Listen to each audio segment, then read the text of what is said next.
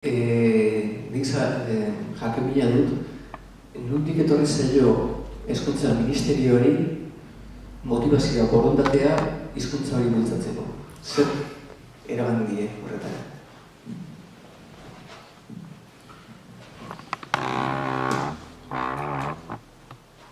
Zegoen asko zer ikusia du politikarekin.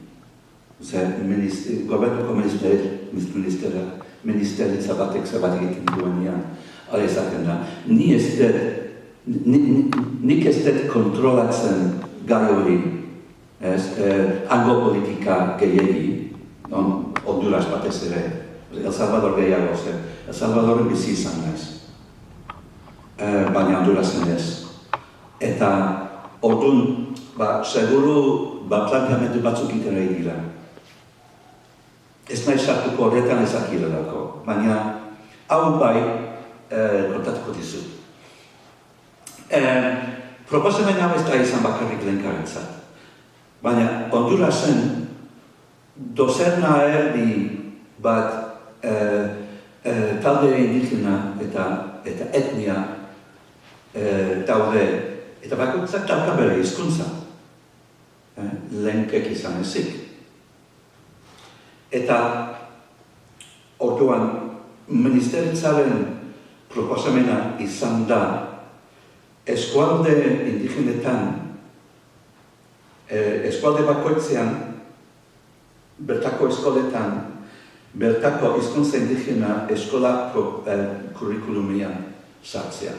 Eta hori prestatzeko laguntza batzuk ematea, irakasleak prestatzeko, materialak sortzeko eta bar. Eta hori duela ote pare bat iragarri zen, eta orduan, lehenkak ozauden eta haik izan zuten. Zuk zer egin dezakegu hemen, zer guk ere parte hartu nahi benuke horretan. Baina hori egiteko hizkuntza bat behar da, ez dago ego hizkuntzarek.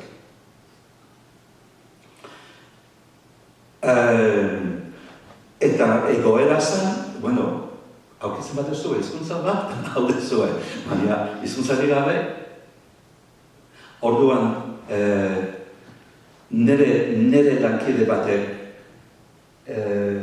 harremanak lortu zituen hango lehenka inguruko pertsona batekin, hobeto esan da, Hondurasko horrek gu bilatu gintuen. Ze hori baino lehen, hasi ginen interesatzen El Salvadorko lehenkan eta ez Hondurasko lehenkan. Zergatik, gure oinarria, lehenengo oinarria El Salvador izan da. El Salvadorko beste hizkuntza batekin hasi nintzen lanean, eta gero beste batzuk eskatu zidaten zerbait egiteko El Salvadorko lehenkarekin, eta horren berri zuen, eta bere proposamena zen, entzun dut, El Salvadorko lehenkarekin zuek lanak egiten izabete. Eta eazan moduz, Hondurasko lehenkarekin ere zerbait egiten zuek gure laguntzeko, zekuk beharra daukagu horren.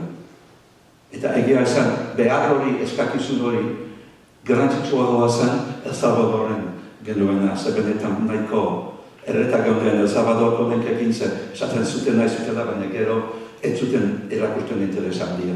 Eta orduan, entzun genunean bazagoela interesa, esan genuen nahi duzue, begiratuko dugu zer egin daitekin hemen.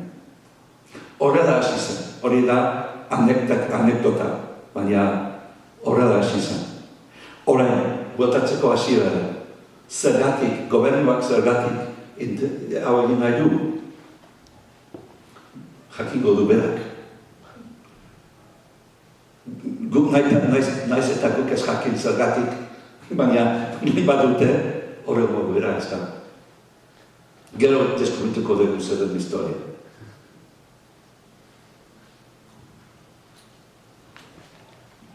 Aduzue, bezkera denera?